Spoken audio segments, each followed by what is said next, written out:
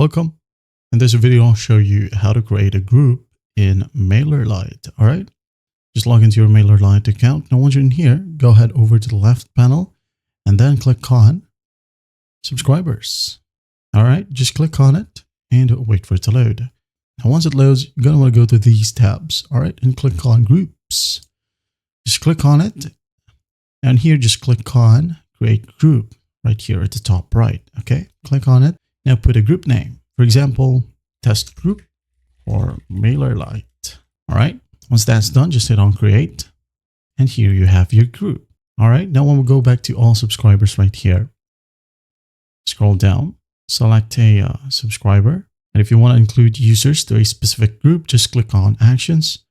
Now just click on add to group, select the group, click on a blank space and hit on save.